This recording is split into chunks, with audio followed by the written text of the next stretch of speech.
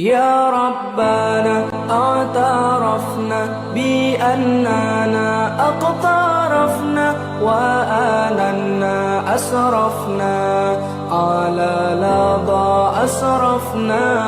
يا ربنا اعترفنا بأننا اقترفنا وآننا أسرفنا على لظى أسرفنا. فتب علينا توبة تغسل لكل حوبة واستر لنا العورات وآمن الروعات. فتب علينا توبة تغسل لكل حوبة واستر لنا العورات وآمن الروعات. يا ربنا اعترفنا بأننا اقترفنا وآننا أسرفنا على لظى أسرفنا. يا ربنا اعترفنا بأننا اقترفنا وآننا أسرفنا على لظى أسرفنا. واغفر لوالدينا ربي ومولودينا والآل والإخوان وسائر الخلان. واغفر لوالدينا ربي ومولودينا والآل والإخوان وسائر الخلان. يا ربنا اعترفنا بأننا اقترفنا وآننا أسرفنا على لظى أسرفنا. يا ربنا اعترفنا بأننا اقترفنا وآننا أسرفنا على لظى أسرفنا. فضلا وجودا منا لا باكتساب منا بالمصطفى.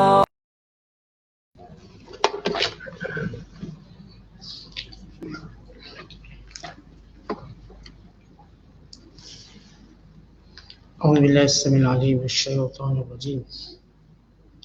بسم الله الرحمن الرحيم. كذبت ثمود المرسلين إذ قال لهم أخوهم صالح ألا تتقون إني لكم رسول أمين فاتقوا الله وأطيعون وما أسألكم عليه من أجر إن أجري إلا على رب العالمين أتتركون فيما هاهنا آمنين في جنات وعيون وزروع ونخل طلعها حضيم وتنحتون من الجبال بيوتا فارهين فاتقوا الله وأطيعون ولا تطيعوا أمر المسرفين الذين يفسدون في الأرض ولا يصلحون قالوا إنما أنت من المسحرين ما أنت إلا بشر مثلنا فأت بآية إن كنت من الصادقين. قال هذه ناقة لها شرب ولكم شرب يوم معلوم ولا تمسوها بسوء فيأخذكم عذاب يوم عظيم. فعقروها فأصبحوا نادمين فأخذهم العذاب إن في ذلك لآية وما كان أكثرهم مؤمنين وإن ربك لهو العزيز الرحيم. صدق Allahul Azim. Demikian juga kaum Samud telah mendustakan rasul-rasul yang diutuskan kepada mereka. Ketika saudara mereka Nabi Saleh berkata kepada mereka, hendaklah kamu mematuhi perintah Allah dan menjauhi larangannya. Sesungguhnya aku ini Rasul yang amanah, yang diutus oleh Allah kepada kamu. Oleh itu takutilah kamu akan kemurkaan Allah dan taatlah kepadaku. Dan aku tidak meminta kepada kamu sebarang upah mengenai apa yang aku sampaikan dari Tuhanku. Balasanku hanyalah terserah kepada Allah, Tuhan sekalian alam. Adakah kamu fikir bahawa kamu akan dibiarkan sentiasa bersenang-senang dalam nikmat-nikmat yang ada di dunia ini? Di dalam taman-taman yang indah permai dan mata air yang mengalir, dan kebun-kebun tanaman serta pohon-pohon taman kurma yang buah mayangnya halus lembut, dan kamu memahat sebahagian dari gunung ganang sebagai tempat tinggal dengan bijak dan bersungguh-sungguh. Oleh itu takutilah kamu akan kemurkaan Allah dan taatlah kepadaku. Dan janganlah kamu taati perintah orang-orang yang melampaui batas, iaitu orang-orang yang melakukan kerosakan di bumi dan tidak membuat kebaikan. Mereka menjawab, sesungguhnya engkau ini hanyalah salah seorang dari golongan yang kena sihir. Engkau hanyalah seorang manusia seperti kami. Oleh itu bawakanlah satu tanda mukjizat jika betul engkau dari orang-orang yang benar. Nabi Saleh berkata, ini adalah seekor unta betina. Di antara cara-cara hidupnya ialah air kamu hendaklah menjadi bahagian minumannya sehari dan bahagian kamu sehari menurut giliran yang tertentu. Dan janganlah kamu menyentuhnya dengan sesuatu yang menyakitinya.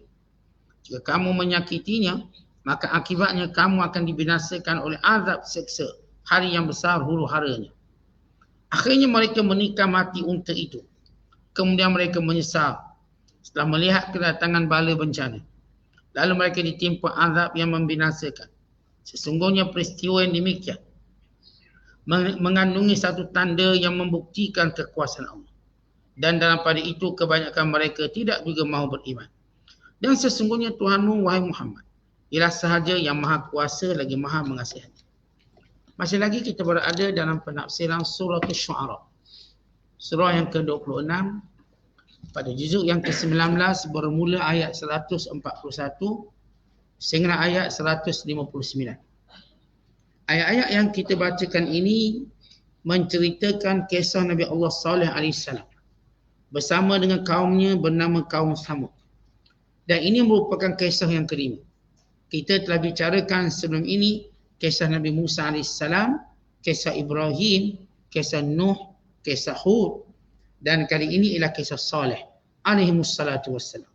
Dan kita mengetahui bahawa Nabi Allah Saleh AS merupakan salah seorang daripada Nabi berbangsa Arab. Selain daripada Nabi Hud, Nabi Saleh, Nabi Shu'aib, Nabi Ismail dan Nabi Muhammad alaihimussalatu wassalam. Supaya musyrikin Mekah mengambil pengajaran yang jelas terang nyata ketika mana mereka mengingkari ajaran yang dibawa oleh Nabi sallallahu alaihi wasallam.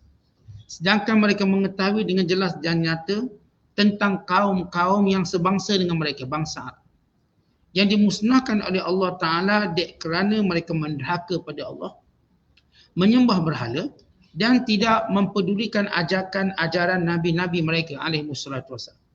Sebagaimana kaum musyrikin Mekah, mereka mengenali kaum Ad yang telah kita sebut itu tempatnya di Ahqaf di kawasan Yaman. Dan kali ini ialah satu tempat yang juga menjadi laluan perniagaan mereka bernama kawasan Hijr, atau hari ini dikenali sebagai Madain Saleh, atau nama moden hari ini ialah kita sebut Ula. Ula itu satu kawasan dalam kota Madinah, satu kawasan dalam daerah Madinah yang jaraknya daripada Masjid Nabawi lebih kurang hampir 400 km. Ramai yang pergi umrah sekarang atau pergi haji, mereka buat ziarah dan lawatan ke Ula untuk melihat peninggalan kaum Samud yang merupakan kaum Nabi Allah Saleh yang dibinasakan. Kesan-kesan tamadun mereka, keajaiban yang ditinggalkan oleh mereka masih dapat dilihat, supaya ia menjadi pengajaran sehebat mana pun manusia, sekuat mana pun mereka, semaju mana pun mereka akan berakhir dengan kematian dan kebinasaan bila meneraka kepada Allah Subhanahu Wa Taala. Maka ini kisah yang kelima, yang saya katakan kisah ini dekat dengan orang Arab musyrik Mekah. Bila Allah berfirman, "Kadzabat Samudul mursalin." Telah mendustakan kaum Samud akan seluruh para rasul. Kita tahu Samud adalah kaum khas Nabi Allah Saleh. Kerana mendustakan Nabi Allah Saleh berarti mendustakan semua para nabi. Kerana para nabi membawa usul yang sama, membawa teras dakwah yang sama. Maka kaum Samud, bila mana mereka mendustakan Nabi Allah Saleh, sebenarnya mereka telah kafir kepada semua nabi-nabi yang Allah utuskan sebelum dan selepas. Idh qala lahum akhuhum, bila mana saudara mereka berkata, yakni sebangsa dengan mereka, Salihun, Nabi Allah Saleh, ala tattaqun, tidakkah kamu mau takut pada Allah, dek kamu menyembah berhala, mendua dan menyekutukannya, melakukan kejahatan, melakukan kerosakan di muka bumi ini? Tidakkah kamu takut pada Allah yang akan mendatangkan azab sebagaimana berlaku dengan kaum yang dekat dengan kamu, itu kaum Ad, dan sebagaimana yang berlaku kepada kaum Nabi Nuh, dan sebagaimana yang berlaku kepada kaum-kaum terdahulu? Kerana manusia, mereka punya pengetahuan tentang orang-orang yang binasa sebelum mereka. Sama ada binasa itu sebab kematian. Kita ada tak maklumat tentang orang-orang yang dah mati? Kadang-kadang tak, saya tak pernah dengar lah orang mati, saya pun tak pernah tengok, bohong. Kita yang hidup pasti pernah dengar orang-orang yang sudah mati. Satu. Dan kita yang hidup ini juga pasti mendengar kematian besar-besaran yang berlaku pada manusia. Kerana sepanjang menjadi sunnatullah, mana-mana manusia hidup yang satu zaman, melainkan mereka akan mendapat maklumat, mendengar pengkhabaran, berita dan cerita tentang kematian-kematian yang ramai-ramai. Umpamanya zaman kita dengar kematian tsunami yang beratus ribu orang. Kita dengar kematian disebabkan gempa bumi di Bam 40,000 orang. Kita dengar yang berlaku gempa bumi di Pinang Tubuh misalnya, di Filipina, yang mengorbankan puluhan ribu orang. Kita dengar sekian-sekian berita yang dekat dengan kita dan kadang umur kita masih ada. Kerana Allah SWT jadikan semua kemusnahan, kematian sebagai pengajaran. Wa imam mati secara individu orangnya. Mak ayah kita, adik-beradik kita, kawan kenalan kita, rakan-rakan kita, housemate kita, yang satu jawatan kita dan sebagainya. Atau saya sebutkan tadi kemusnahan besar-besaran. Tidakkah kita mau mengambil pengajaran daripada kematian ini? Bahawa dunia yang kita bina, dunia yang kita pupuk, dunia yang kita suburkan ini tidak ada sedikit pun kegunaannya pada hari kematian kita. Apatah lagi orang yang mati dalam keadaan mendapat murka Allah. Mendapat kemurkaan daripada Allah Ta'ala. Maka Allah menyebut kelompok-kelompok yang mati kerana mendapat kemurkaan. Ya, semua manusia akan mati. Dan semua umat akan mati. Likulli qaumin ajal. Setiap kaum ada ajal. Hatta kaum Melayu akan ada ajal. Kaum Arab akan ada ajal. Kaum, bukan sekadar nama individu. Kaum pun ada ajal. Bahkan setiap umat ada ajal. Umat Islam ada ajal. Akan datang satu zaman takkan ada umat Islam. Seorang pun tak ada. Mati semuanya. Tidak ada yang akan tinggal di muka bumi ini orang yang mengucapkan la ilaha illallah. Kenapa? Kerana sunnatullah, baik kaum, baik bangsa, hatta agama pun tak ada. Tetapi dari sudut yang lain, yang kita sebut semua akan menghadapi kematian. Wa imma dia mati dengan mendapat redha Allah, atau dia mati mendapat murka Allah. Maka Allah sebut dalam Quran contoh-contoh orang yang mati dan binasa dalam mendapat murka Allah. Allah tak cerita tentang orang-orang yang mati yang dapat redha Allah Ta'ala. Kerana mereka ini ialah orang yang terpilih. Kita nak sebut yang paling jahat sekali sebagai pengajaran. Kerana manusia asalnya baik. Dan manusia asalnya semuanya keturunan Nabi. Kita semuanya keturunan Nabi, Adam AS. Moyang kita sama. Dan kita semua berada ataupun asal negeri syurga. Yang disebut oleh dalam hadis Nabi SAW, khalaqtu ibadi hunafa. Aku jadikan hamba-Ku semuanya baik-baik. Fastalathumush syayatin. Lalu syaitan datang menyesatkan mereka. Yang ikut syaitan, maka jadi jahat. Maka Allah turunkan Rasul, Allah utuskan Rasul, supaya manusia kembali jadi baik. Tapi mereka terus mengikut syaitan dan hawa nafsu. Maka Allah membinasakan mereka dengan cara yang paling menakutkan. Kalau kita mati, takut tak? Biasa je. Mati orang beriman meninggalkan tanda-tanda yang baik. Bahkan kadang-kadang kita merindui kematian macam tu. Kematian dengan wajah senyum, kematian dengan ketawanya. Bagaimana kami diceritakan tentang kematian seorang hamba yang soleh. Bila disembahyangkan, diberi salam selepas solat, nampak dia kembali senyum. Maka kematian itu dirindui. Dan orang beriman, setiap kali melihat saudara-saudara mereka meninggal, mereka bercita-cita nak mati macam saudara mereka. Dia dalam keadaan yang baik. Dengan hari Jumaatnya, dengan mengucap kalimah syahadahnya, dengan siang-siang. Tetapi yang Allah ceritakan dalam Quran, kematian yang buruk. Mati dia tak mati, cara mati dengan cara buruk. Mati sekaligus dengan kemurkaan Allah tanpa ada yang selamat. Dalam keadaan mereka buat jahat. Maka ini yang Allah sebut tentang makna kemusnahan. Kemusnahan. Sebab mereka tak pernah bercita-cita nak mati, bahkan menyangka mereka kekal abadi kat dunia.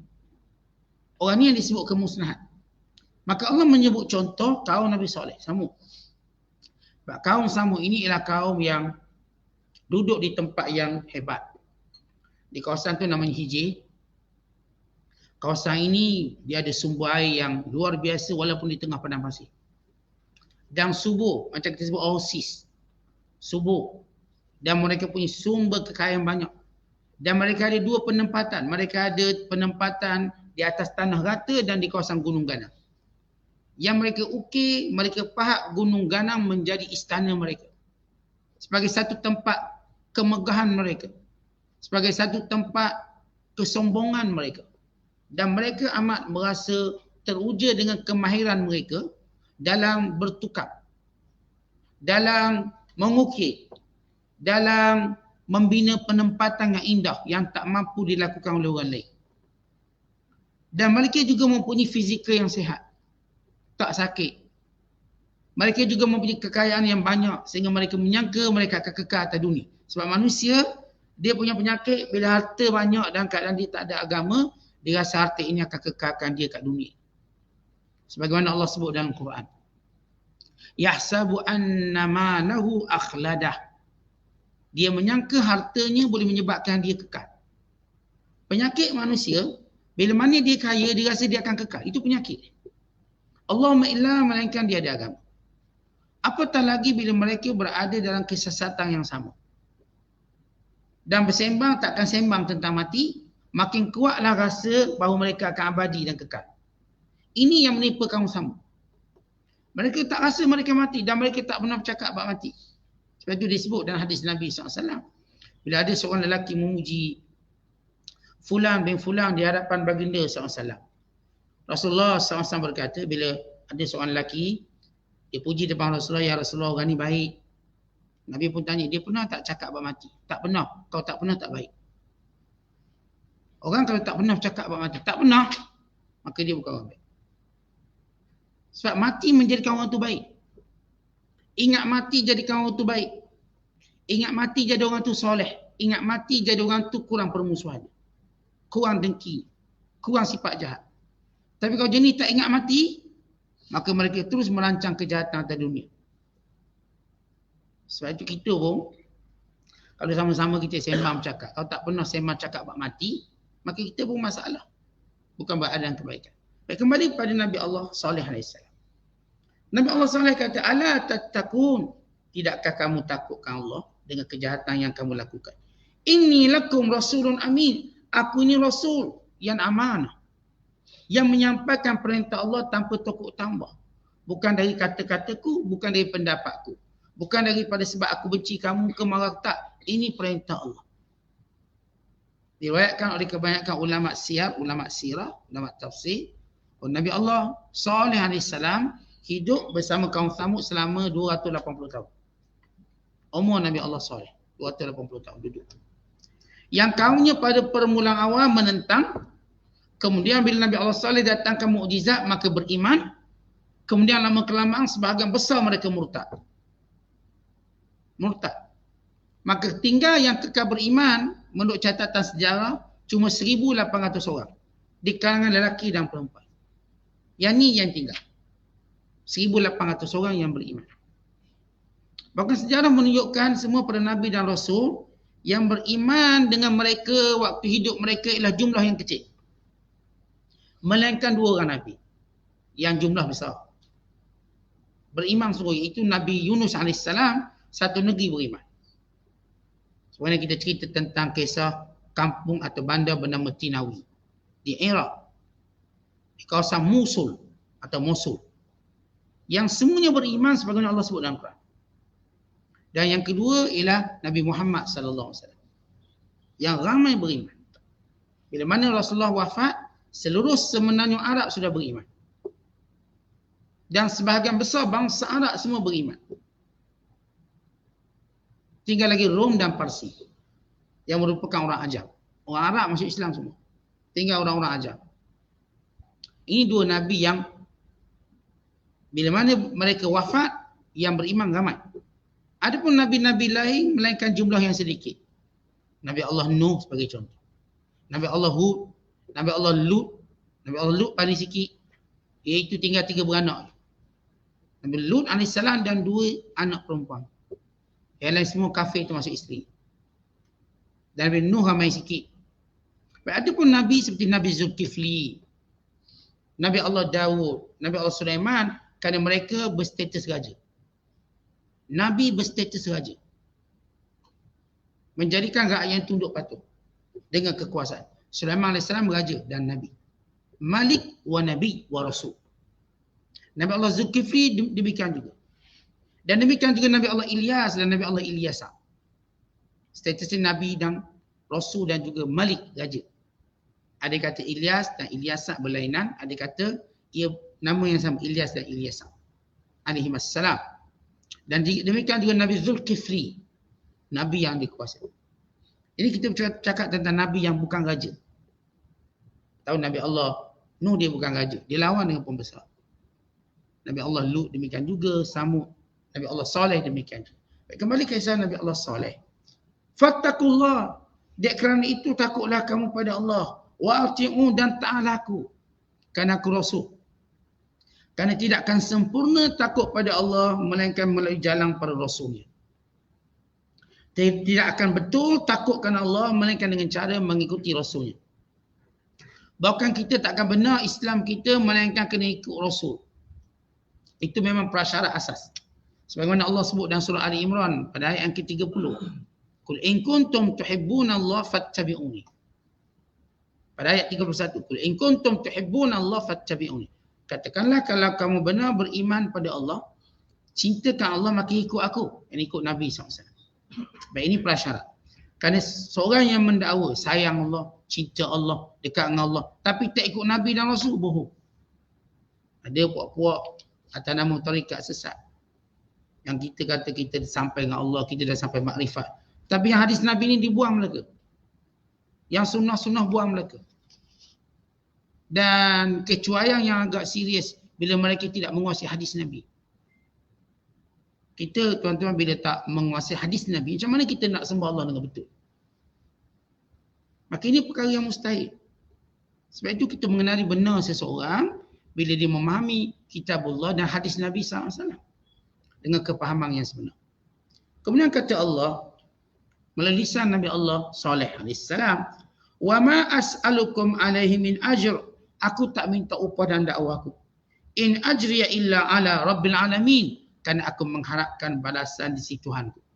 Baik, kalau kita tengok dialog para Nabi, bermula kita cerita kisah Nabi Allah Musa, Ibrahim, Nuh, Hud, Saleh. Dialog mereka dialog yang sama.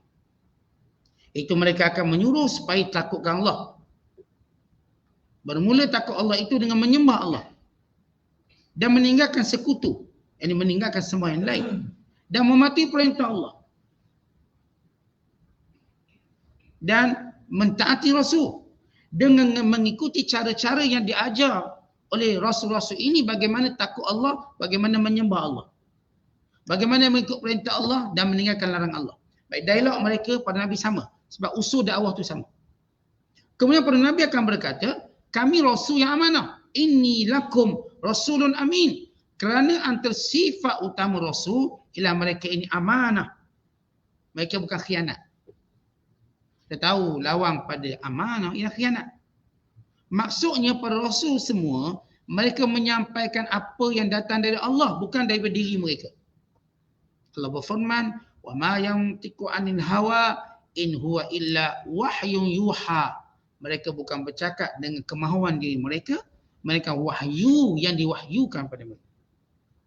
Supaya kita tahu para rasul alaihi wassalatu wassalam, mereka ini ialah pesuruh Allah yang menyampaikan sesuatu dari Allah. Dan perintah Allah itu juga mengenai mereka.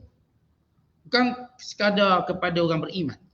Bukan kepada para nabi dan para rasul juga. Innallaha amaral mu'minin bima amara bihil mursalin. Sesungguhnya Allah menurunkan perintah kepada orang beriman, perintah yang sama kepada rasulnya. Sama.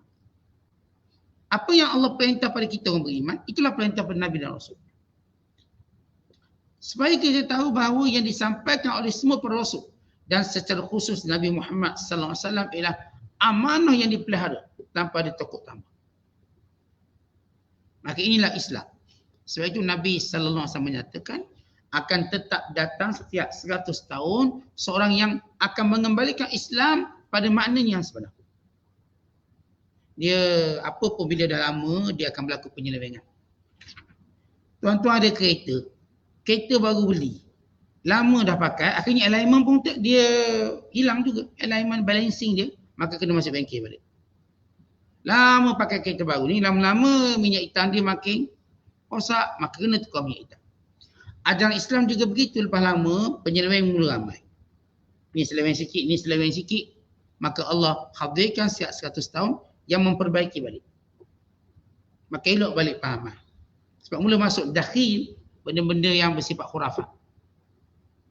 Benda yang kalau dahulu, bila masuknya khurafat mandi sofa. Dan disokong oleh sebahagian ulama. Waktu itu. Lalu para ulama lain, mereka ini bersungguh-sungguh untuk mematikan hujah. Bila mana didokong oleh sebahagian ulama yang jahil. Yang tetap ingin menegakkan mandi sofa. Maka ulama lawan, sehingga akhir sofa pun hilang, mandi sofa. Walaupun ada cuba nak sebut balik kononnya boleh mandi sofa. Penyelewengan itu akan berlaku pada setiap perkara. Sehingga Allah akan menjadikan kalangan ulama yang kita katakan teguh pendirian mereka, tegas prinsip mereka, alim ilmu mereka untuk mengembalikan semua ini. Dan janji Nabi SAW setiap 100 tahun akan innallaha yab'atsu ala ra'si kulli mi'ati sanatin man yujaddidu laha amra diniha. Allah akan membangkitkan setiap 100 tahun seorang mujaddid yang akan memperbaharui agama. Maksud tajdid yang mengembalikannya pada perkara yang disampaikan oleh Allah tanpa tokok tambah. Jadi tokok tambah yang menyesatkan. Adapun tokok tambah yang bersifat penjelasan, penerangan, maka ini tokok tambah yang tak ada masalah. Tidak tokok tambah yang menyeleweng makna Islam. Menyeleweng tentang kepahaman Islam yang sebenar. Sehingga bila kita lihat golongan-golongan yang cuba menghidupkan, membenarkan gay atas nama Islam. Kononnya Allah tak pernah turun azab pun pada Allah tak pernah larang pun gay, lesbian. Ini cuba penyelewengan. Golongan yang cuba berkata tak perlu pun tutup aurat, itu cuma diwajibkan oleh orang tertentu. Itu cuma budaya Arab, bukannya syariat. Golongan yang terus menggunakan pelbagai cara. Membolehkan perempuan jadi imam, lalu mereka membina masjid perempuan, ini penyelewengan. Golongan yang cuba berkata bahawa Islam perlu ditafsirkan kembali dengan cara semasa, sebab Islam ni kebanyakan ditafsirkan oleh orang lelaki, kita nak tafsir cara perempuan. Maka ini penyelewengan berlaku yang akan dibetulkan kembali. Yang menghalalkan riba, kononnya riba sekarang tidak bersifat menindas. Tapi itu satu bisnes hari ini. Maka kelompok-kelompok ini cuba menyeleweng sedikit demi sedikit tentang Islam. Akhirnya kita jumpa golongan Islam liberal. Kita jumpa golongan Islam yang bersifat ibahiyah. Ibahiyah yang ini seperti membolehkan semua. Ada seorang hamba Allah. Dia ni Islam perempuan daripada Saudi. Kejadian baru berlaku. Maka dia nak bebas sebab dia rasa duduk negara terikat. Maka dia pun pergi ke Kanada. Mohon warga Kanada. Yang pertama ialah dia buang tudung. Atau nak beritahu bahawa tudung ini kerana paksaan, kita tak perlu pun pakai. Sedikit demi sedikit dia cuba buang semua imej Islam dalam diri dia. Bahkan sampai peringkat dia berpoligami. Maksudnya dia poligamikan suami dia. Dia nak ada 2 suami. Oleh kerana undang-undang Kanada tidak membenarkan poligami. Tak kira lelaki atau perempuan, tak boleh. Lalu dia menyimpang seorang kekasih gelap. Lelaki.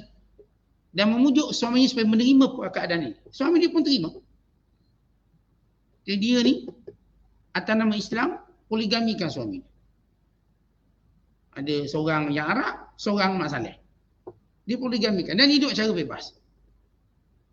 Sampai peringkat orang tu tegur dan hentam dia, lalu dia isyaratkan keluar dari Islam. Murtad. Keluar untuk cari kebebasan. Tentang cari pada kita katakan serangan dalaman untuk mengubah imej Islam. Maka tetap Allah akan jadikan kalangan ulama-ulama yang akan meneguhkan asas Islam yang dibawa oleh para rasul. Oleh Nabi Muhammad sallallahu alaihi wasallam. Baik, sebab itu bila kalimah Rasulun Amin, Rasul yang amanah, yang menyampaikannya tanpa ada tokok tambah. Macam Allah kehendaki. Kemudian semua para Nabi dia akan sebut kaedah ini. Wa ma as'alukum alaihi min ajr, kami tak pernah minta upah. Dia dah sebut bahawa para Nabi mereka tak minta upah. Adapun kalau orang bagi itu dan ini, bukan atas sebab upah tapi atas sebab orang yang beri pada para Nabi tadi untuk mendekatkan diri pada Allah, untuk hadiahkan para Nabi, maka Nabi terima. Sebab kita Nabi SAW ada orang beri pada Rasulullah kenderaan. Ada orang beri pada Rasulullah hamba. Kisah Maria Kiptiah. Dan Syirin. Dan ada orang yang beri pada Nabi SAW makanan, minuman. Ada yang beri kambing, ada yang beri arnab. Ada yang beri daging. Macam-macam. Rasulullah terima. Apakah itu upah? Bukan. Itu kerana umatnya memberikannya untuk mendapat kedudukan di sisi Allah. Mendapat pahala atas pemberian. Bukan kerana Nabi itu minta upah. Itu kita kena beza. Contoh kita kalau sayang orang, kita pun bagilah hadiah ke bagi apa-apa. Kita bagi kenapa? Kerana kita nak dapat kedudukan di sisi dia. Atau kita bagi kerana kita nak dapat pahala atas pemberian. Tapi bukanlah Nabi-Nabi itu yang minta upah. Supaya kita jelas. Apa maksud minta upah? Dia para Nabi dia tak kata kita tetapkan banyak-banyak awak kena bayar saya. Bukan begitu. Tetapi pada Nabi SAW, bila kalangan umatnya beri itu dan ini, kerana mereka ingin mendekatkan kepada Allah dengan pemberian tersebut. Mereka nak dapat kedudukan di sisi Allah. Kemuliaan. Sebab itu bila Ummu Sulaim, bila Nabi SAW sampai ke Madinah Al-Munawwarah, semua datang menyambut kedatangan baginda SAW lalu memberi hadiah. Lalu kata Ummu Sulaim, aku miskin, tak ada apa-apa, aku beri anak. Maka dia beri anaknya Anas bin Malik. Ya Rasulullah, aku perempuan tak ada apa-apa. Tapi semua orang beri sesuatu untuk mendapat kemuliaan, pemberian. Maka aku juga nak beri. Maka aku beri anakku untuk khidmat denganmu. Maka Anas bin Malik radhiyallahu ta'ala berkhidmat dengan Nabi SAW bermula umur dia 10 tahun sehingga umur dia 20 tahun. Ada yang kata 8 tahun.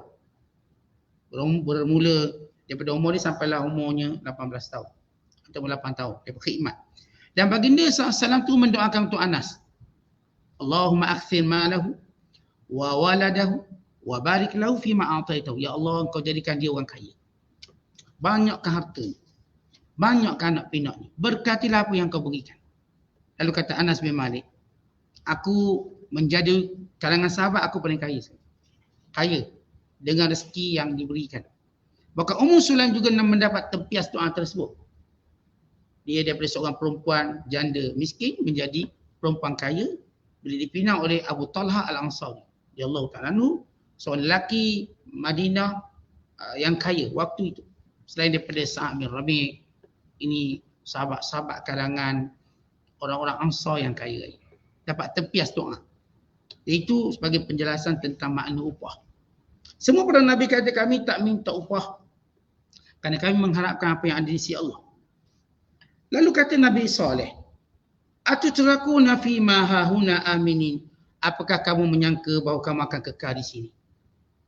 Rasa aman duduk kat dunia. Dia nikmat banyak, kesihatan tubuh badan, kerana kamu kuat, kamu gagah, harta kamu melimpah ruah. kamu orang bijak, kamu orang pandai. Apakah semua yang Allah beri pada kamu tadi menjadikan kamu sombong sehingga menjadikan kamu rasa kekal? Dan ini antara penyakit manusia yang kita sebutkan tadi. Seorang bila mana dirasakan dia tak mati, ini yang disebut sebagai tulul amal, panjang angan. Antara penyakit panjang angan, dia tak rasa mati. Bahkan dia rasa terdekat ni tak mati lagi, Ustaz. Saya muda lagi, mana mati. Maka ini penyakit. Dan ini adalah satu daripada bentuk talbisul iblis, iaitu perangkap syaitan.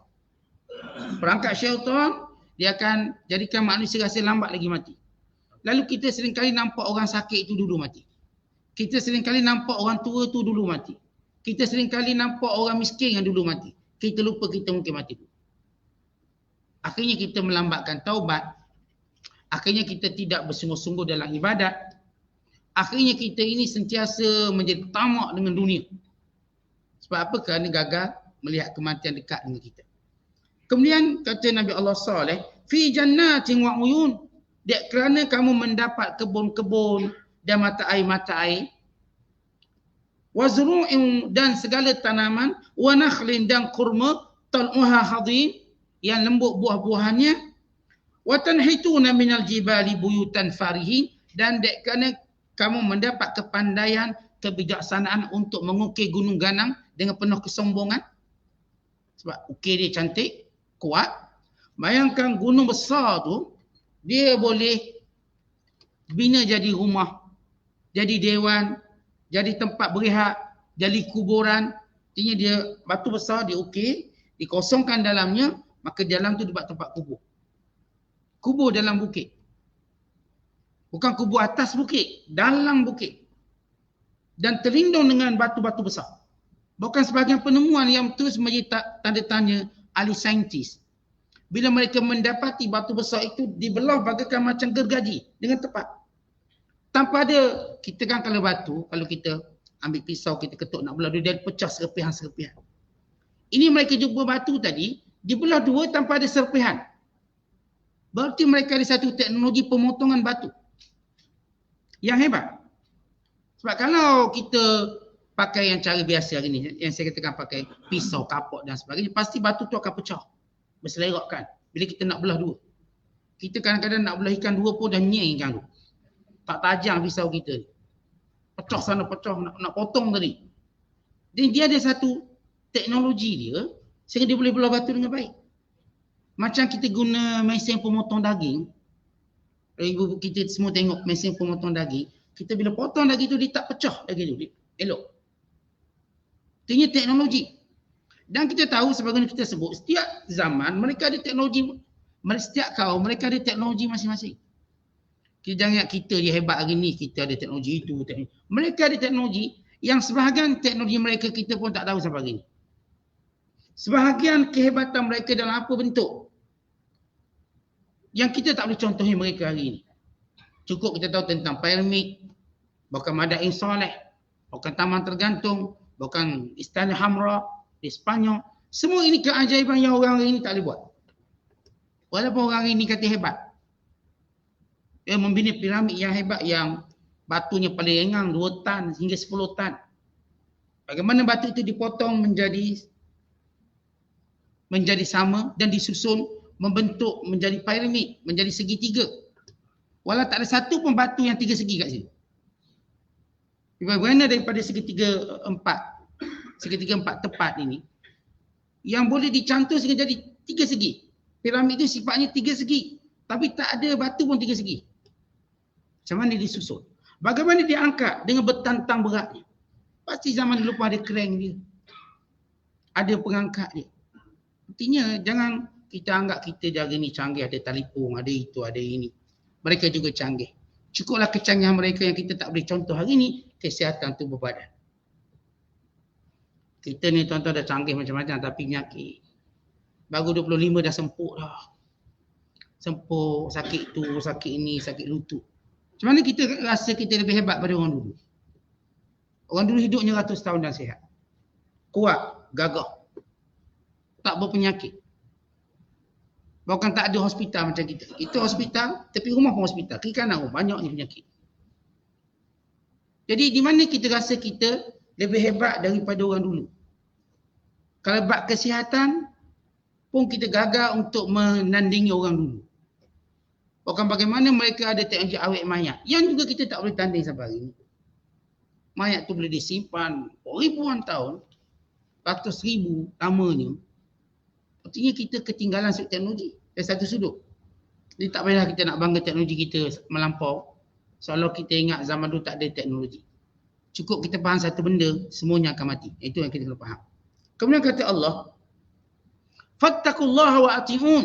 Dengan nikmat yang Allah bagi, dengan kemuliaan yang kamu ada, maka takutlah kamu pada Allah dan taati Allah. Wala tuti'u amral musrifin. Jangan kamu ikut golongan yang suka melakukan kerosakan, yang menyembah berhala, yang menduakan Allah, yang tidak bersyukur dengan nikmat Allah. Alladzina yufsiduna fil ardh wa la yuslihun. Yang sentiasa melakukan kerosakan di muka bumi dan tidak pernah melakukan kebaikan. Kaum Samud, mereka kita dah sebut, kekufuran ialah kejahatan teratas. Tapi siapa pun yang ada kejahatan teratas, dia ada kejahatan-kejahatan yang menjadi cabang-cabangnya. Mereka ada kejahatan menjadi cabang-cabangnya. Mereka tetap ada perangai-perangai jahat yang lain. Sifat sombong mereka, sifat menghina mereka, sifat menindas mereka dan hal-hal yang lain. Penipuan mereka. Jadi tak ada orang yang dia kufur kemudian dia baik. Tak. Dia mesti ada perangai jahat. Dia ada buah-buah jahat dia. Kerana kekufuran itu ibu segala kejahatan. Yang akan menimbulkan kejahatan. Disebabkan kufur. Oleh kerana itu bila Nabi Allah Saleh AS berkata, jangan ikut kaum-kaum yang melakukan kerosakan. Bermula daripada syirik sehingga kejahatan-kejahatan yang lain. Qalu, berkatalah kaum Samud, innama anta minal musaharin. Kami rasa kamu ni kena sihir lah wahai Nabi Saleh. Wahai Saleh. Ma anta illa bashar mithluna. Kamu ni orang macam kami je. Kami tak nampak pun kamu Nabi. Fa'ti bi ayat. Kalau betul Rasul, datangkan satu mukjizat. In kunta minas sadiqin, kalau kamu betul Rasul yang diutuskan oleh Allah. Lalu kata Nabi Saleh.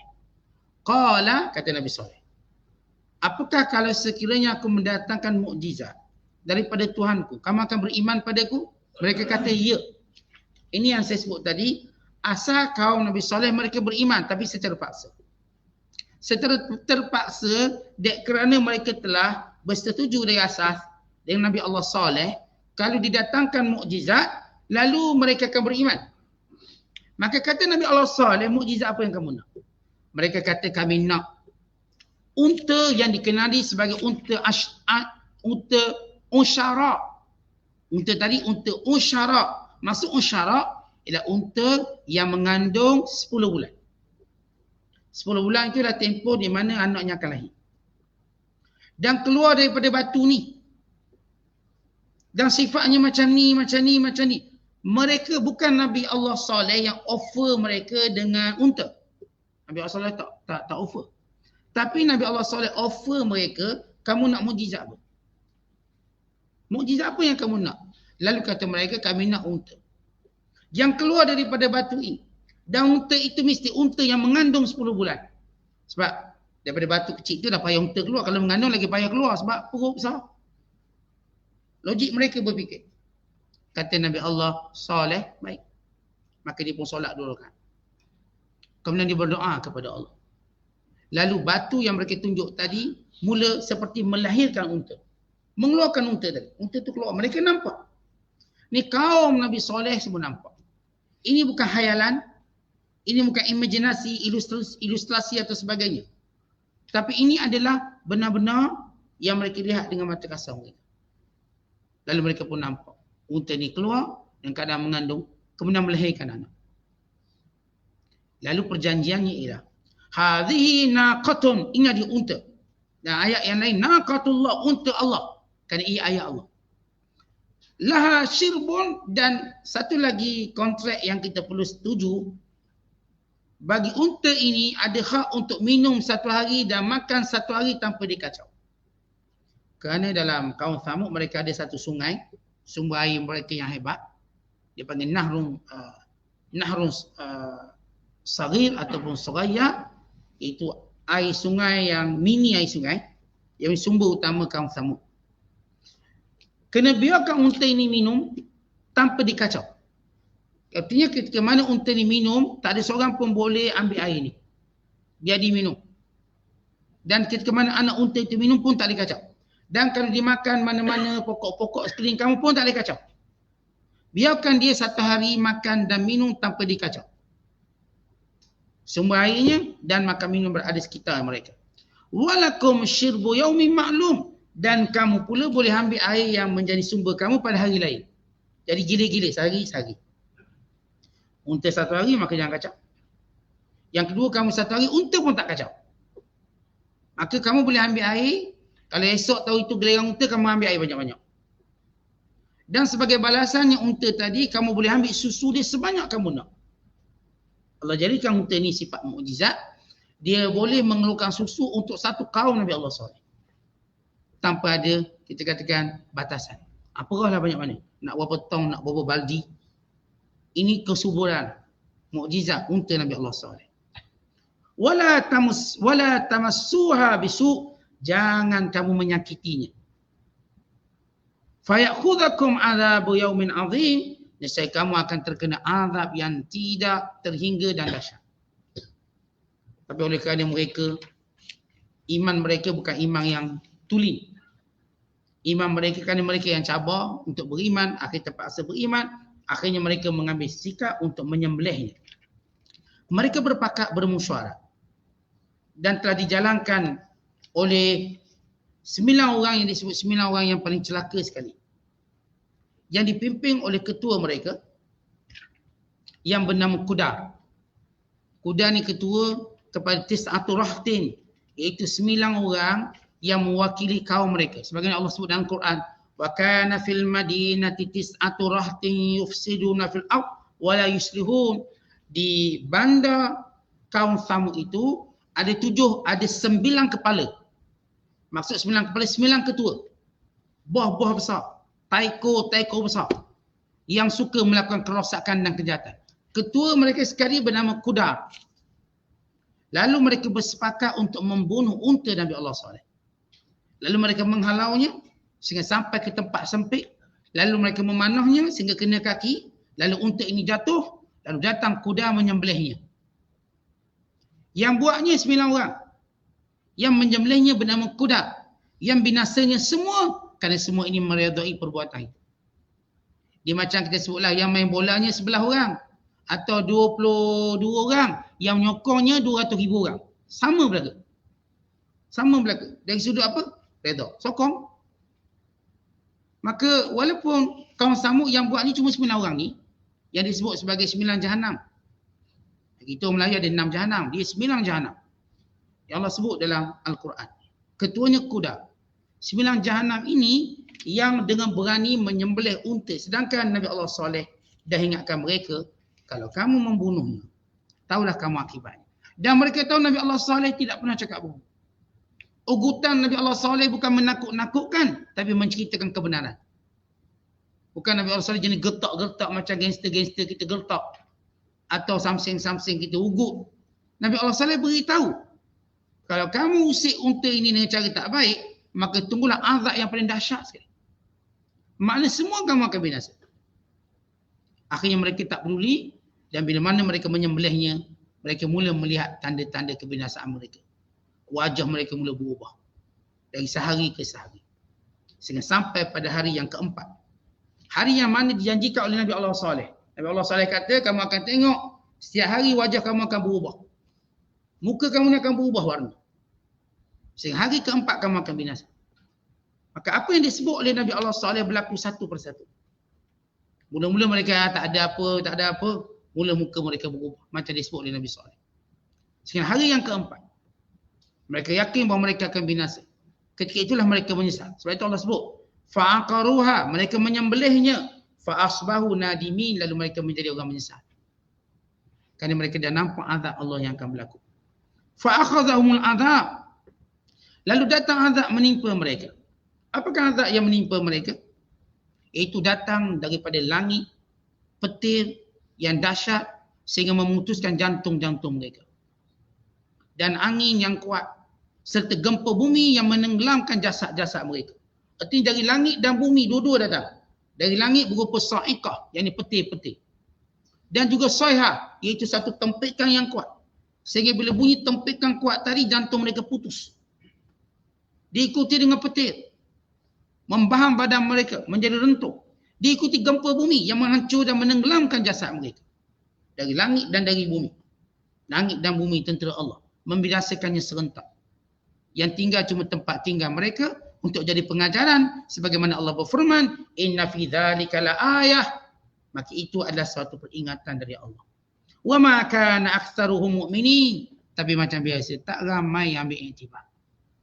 Tak ramai. Jangan kata mereka kita pun sama juga. Kita kadang-kadang tengok kematian, pergi ke bumi kematian, berada di hadapan orang yang mati, kita pun tak banyak ambil pengajaran juga. Kita tak lara macam biasa. Walau umur tua duk lara, tak menentu hala. Masih tak tahu lagi apa matlamat hidup.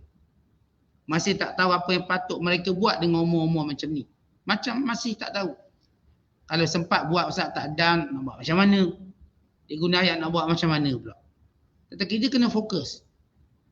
Bila kita melihat pengajaran kematian ada depan kita berlaku pada orang yang seumur dengan kita, orang yang kita kenal ni, maka ia sepatutnya cukup menjadi pengajaran. Sebab itu disebut kafa bil mauti wa'idha. Cukup kematian pengajaran. Jadi kita jangan contohi kaum-kaum terdahulu yang melihat kebinasan yang dahsyat masih belum ambil pengajaran. Kita sepatutnya dengan satu kematian berlaku, cukup kita ambil pengajaran. Tapi anehnya manusia, kalau hal duniawi cepat dia ambil pengajaran. Yang saya selalu sebut, kalau rumah sebelah masuk pencuri, esok dia pun tak tidur kerana takut rumah dia masuk pencuri. Takut. Padahal pencuri cuma masuk satu rumah. Tapi satu taman bimbang, buat collection, bayar bulanan, kita pasang guard. Pasang guard. Semua takut, semua pasang guard. Tapi seorang mati, tak ada pun orang kampung buat collection, buat satu surau, kita pakai dua surau. Tak ada. Begitu lara hati manusia. Sebab itu kita doa pada Allah, kita bukan jadi hati yang lara. Hati yang tertutup daripada mendapat pengajaran. Cukup kematian yang kita dengar, yang kita lihat. Bukan kubur yang kita lalui setiap hari. Pagi dan petang dia pengajaran untuk kita. Kejap kita, berjalan celik kita akan pergi. Dan apa persiapan kita,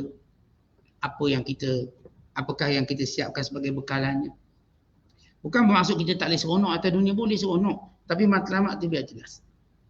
Dalam kehidupan ini. Kemudian kata Allah, wa inna rabbaka, dan sesungguhnya Tuhanmu, wahai Muhammad, lahuwal aziz, maha perkasa dalam mendatangkan azab dan hukuman kepada yang derhaka dan kepada orang sombong yang lupa pada Tuhan.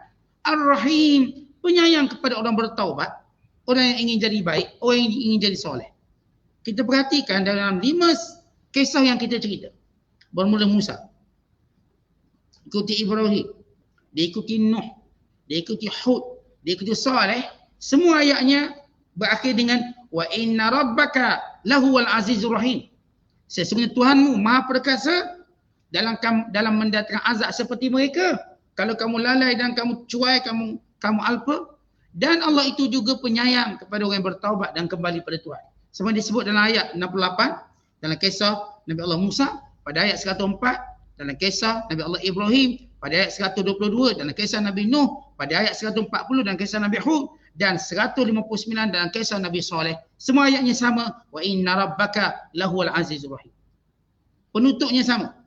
Supaya kita melihat kisah-kisah ini, wa imma kita mendapat pengajaran, menjadikan ia sebagai pedoman untuk kita jadi hamba Allah yang sebenar, maka ingatlah Allah penyayang. Kita jadi baik, Allah lagi sayangkan kita. Tapi kalau kita memilih lalai, cuai, engkar, alpa, tak peduli dengan amaran-amaran Allah, ingat Allah perkasa. Allah boleh datangkan azab sebagaimana Allah datangkan pada mereka dengan kebinasaan yang menghinakan, demikian Allah boleh datangkan pada zaman ini dengan azab yang membinasakan. Kita, Allah beri, Allah hantar COVID habis huru-hara sekejap. Beribu pekerjaan hilang. Sampai kita tengok orang semua takut berlaku. Nak salam untuk guru kita pun takut. Takut COVID. Ustaz. Dia punya takutnya lain macam. Cukup Allah bagi tu je kita dah rasa kita keseorangan. Quarantine. Tak berani. Kadang bini batuk, kita pun dah asing bilik asing. Siapa bini saya batuk? Tu bini kita tu. Kawan-kawan yang rapat ngeteh, nampak dia macam renyah hidung sikit sesama, lagi dah kita. Covid ni. Takut kita. Kata itu baru Allah hantar sikit. Bagaimana nanti akhirat kelak? Masing-masing takut dengan orang-orang yang menjadi sebab dia buat maksiat. Yang menjadi sebab yang dimurkai oleh Allah. Mereka pasti takut untuk mendampingi orang ni. Jadi itu satu pengajaran pada kita semua. Supaya kita jadi orang cerdik. Orang cerdik dia ambil pengajaran. Tapi nak jadi orang itu alpa dan lalai, apa pun kisah yang Allah ceritakan kebinasaan kaum ini yang dahsyat. Kita macam tak kena kita kot, tak kena. Macam mereka juga dulu, dok tengok kaum Hud kena, mereka kata kita tak kena, mereka pula kena. Sama macam kita rasa ini tak kena, kita tak kot. Nanti akan kena. Akan datang macam mereka datang. Kalau kita leka, alpa dan sebagainya. Wallahu a'lam bishawab. Assalamualaikum.